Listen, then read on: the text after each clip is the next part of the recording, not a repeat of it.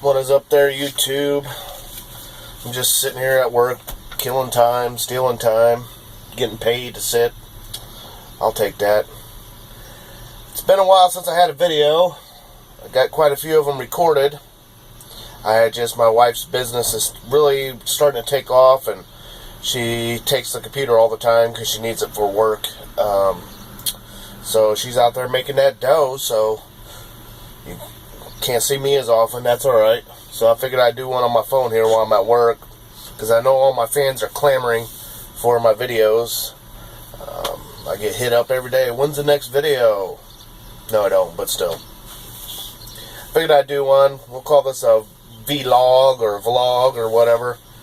I always have a lot to say. I just not very loquacious and have a hard time translating it into words. Not that I'm stupid or anything. I'm actually very smart. It's just sometimes my mind's moving faster than my mouth. So, yeah, you all like to hear the uhs a lot, so that's why I guess that happens. But anyway, I digress. Let's go on to what I've been playing.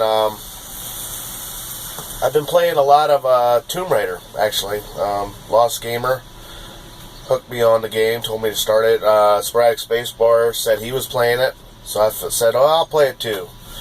And me and my games, I don't beat very many games a year because I don't have time. But I beat that game on the Xbox 360. I bought it when it came out on launch. Just now getting to it. So that shows you my backlog is huge. So I beat the game, and I liked it so much I went out and bought the definitive edition on the PS4. Basically, it was either that or buy Xbox Live so I could try it online. I bought Xbox Live a while ago to play with Lost Gamer, and we never hooked up. So I actually my son's ran out, so I let him use my Xbox Live card. So anyway, someone's coming by here. Let me roll up the window. So my impressions of the game, I enjoyed it a lot. Was it a difficult game? No, not at all. It was actually very easy, and that's my biggest gripe with it. Playing on hard now with the PS4, and it's still not much more difficult. It just takes less hits to die. Still a good game though. Great story. The story was good. I don't want to give any spoilers away. Little anticlimactic in the end. But I really enjoyed it. I really enjoyed the gameplay mainly. The little third-person over-the-shoulder type of gameplay kind of had me hooked from start to finish. I think that's the quickest I beat a game. I only put like 12 hours in it, and that was to complete it. So anyway, there's that. I'm still playing Dragon Age. Haven't really played too much of it lately because I've gotten a Tomb Raider. Also, started playing Batman Arkham Asylum, the first one, because I do want to get the new Batman game when it, it's out, but, you know, I want to get it here. But I want to play the others. I've had Arkham Asylum for a long time. Now, the second one, Arkham City, I've had since launch. I bought it at launch. I haven't played it. I dabbled with it a little bit when it came out. But that brings me to a GameStop story here. Went to GameStop and did some pre-orders. I'll talk about those here in a little bit. But I went to GameStop, and they had the Batman Arkham City, the collectors with all the DLC Game of the Year edition on the PS3, and it was like $8.09, and it was like $8.99 with my, Game Power Up Rewards is $8.09. So I went ahead and picked that up. I picked up MotoStorm for 99 cents. That was one of those games, I don't think it was a launch game, but it was pretty close. I enjoyed it, playing it at the kiosk when the PS3 came out. But anyway, I brought them up to the counter, and I also picked up the Tomb Raider, the Definitive Edition, and something Command and Conquer for my wife's nephew for his birthday. So I get up there and I pay for it, and I go home, and dumb me, I didn't check the bag. I get home and I open up MotoStorm, and it's MotoStorm Apocalypse. It's the second one. Okay, well that sucks, but I'll swap it out. And I open up and I get to the Batman Arkham City, and it's the original one. Not the DLC, not the Game of the Year edition. So I called up the store. I'm pretty pissed. I live out in the big country now, and at a lake, and it's 45 minutes for me to go to a GameStop, and to this GameStop. So I called them, and they said, well, bring it in, we'll make it up to you, and we'll just go ahead and, swap out that MotoStorm, and, give you the Game of the Year. They charged me the $6.29 for the original one, so they didn't charge me for the Game of the Year, which is $8.09, or what's $2, whatever. They said, we'll go ahead and give you the Game of the Year for free. I said, okay. So I ended up going into town the next day, 45 minutes away.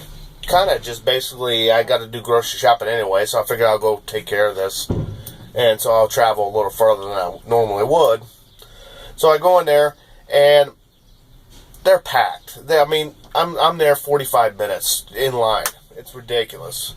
And so I finally get up there, and they change the MotoStorm out, and the manager's helping someone else out. And he said, yeah, I remember you. You called, and I know who he is. He's been there a while, and there's another girl that's been there. She wasn't there, but they had these two new kids, and this new guy was helping me out again, and the manager was telling him what to do. Just go ahead and give him the Game of the Year edition, zeroed out, give him a credit, and, we'll just let him go with that. The kid was all kind of lost, but the manager kind of walked him through it. So anyway, I get home again, and I go to open it up. I was like, oh, it's 2 discs, huh? And he was like, yeah. I said, well, that's weird, there's not 2 spots in the case here. But I didn't think anything of it. He put them on there and had them, back to back. So, get home, I started to pull it out. He put the fucking Xbox 360 Game of the Year edition in there. I got it on the Xbox, the original one. I don't want it on the Xbox. I want it on the PS3.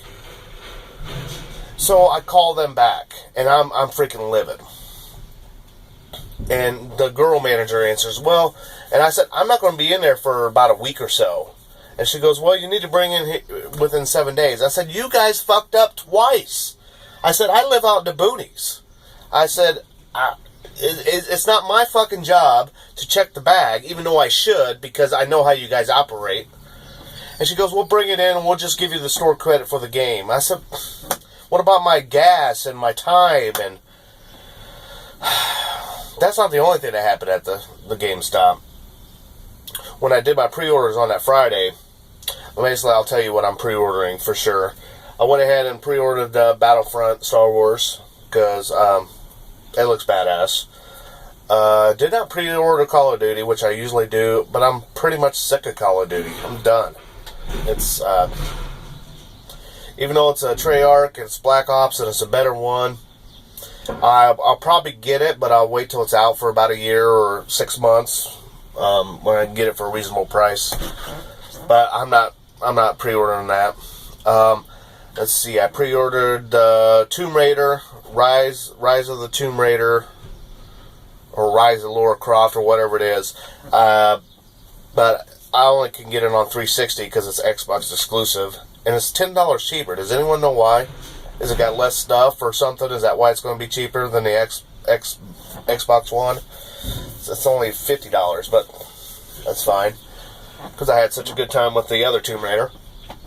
Let's see, Mighty Number 9, I pre-ordered that. I was going to get the special edition, but there's not very many special edition ones I want. I might get that Disgaea 5 special edition, pre-order from NIS, because for $79, basically $20 more, you get a hard cover art book, and 2 music track CDs, and it looks like a pretty good special edition, so I think I might go ahead and get that. I'll just pre-order from their site. Anyway, so let's see, I said Tomb Raider, Battlefront, Fallout 4, got to get that. I originally put the Pip-Boy special edition on pre-order. I don't have Amazon Prime though, so it's only going to almost going to cost me $150. It was like $138 for shipping. And then I really got to looking at it. It's basically just a plastic phone carrier for that price. So fuck that. I canceled that. I'll just get the regular edition. I don't need that stupid. And it's supposed to be limited, but they keep coming up with more. They keep having more, so it's not going to be very limited. So I don't feel like spending $138 for that. Let's see. So Tomb Raider, Mighty Number 9, Battlefront, Fallout 4. Oh, and then No Bunga's Ambition, which is a strategy game. It's a Koei game. And I go ahead and I pre-order that. And the guy looks at me. It was one of the new kids. And he goes, "What the fuck is that?" And I was like, "What?" And he actually said the F word. "What the fuck is that?" And I said, "It's a game." He said, I've never heard of it. I don't even know if it's for pre-order. I said, "Well, it says so in your little sheet here." He goes, "I've never heard of this game. I think you're going to be the only one that has it." I said, "Well, what's it matter to you?" I like strategy games. Well, I've never fucking heard of it. And I'm like, and this guy got a fucking job at a store and he's using the F-bomb, dropping the F-bomb like it's...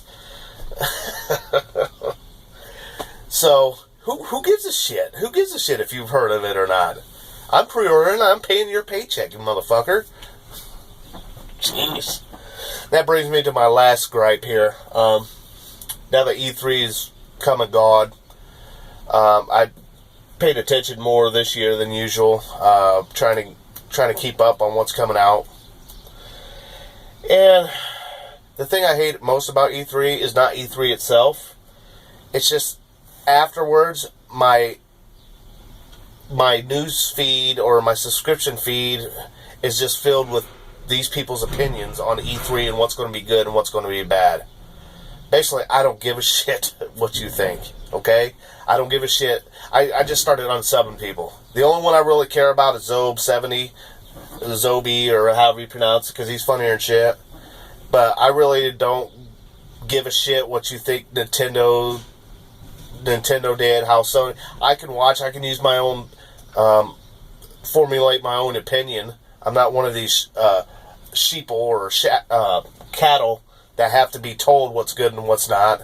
You know, I don't give a shit about your opinion about you think this game's going to be good, or these people blew away E3. Oh, Nintendo was the best. Oh, Sony's was the best. You know, I saw in every single one, even EA, I saw games I thought were interesting. You know, so basically, as far as your opinions go about E3, I mean, I have friends on here. I respect their opinions. And I take them more to heart. But I don't need to hear from these big channels or these semi-big channels on who won E3 and who gives a shit. I watched all of them, all the big ones, and I saw at least one game in every single one that I was like, oh, that might be pretty good. So that's all that matters is, you know, what I think is going to be good, not what you think I should think is good. So fuck you and your opinions. You know, and they're really not your opinion. They're their opinions, and they're trying to push them on to you. Like, you should think like that. You should think like I am, because I got 12,000 subscribers, so I must know what I'm talking about. Good for you, bud. Glad you can look in the mirror and say feel proud of yourself every day, because you persuaded 3 little pubescent teenagers what they should buy from E3. Anyway, that's enough. This conversation's gone on long enough. 15 minutes. Well, I figured my fans needed to hear from me. You know, it's going to be a while before I can get to the computer and edit a pickup video or a You Pick, I Play, which Aerial Fighters will be coming soon. I recorded the footage for it. I just haven't got down to getting a hold of the computer. So, anyway, thanks for watching. And if you guys don't like my opinion, then that's fine. You can tell me to go fuck myself. See you later.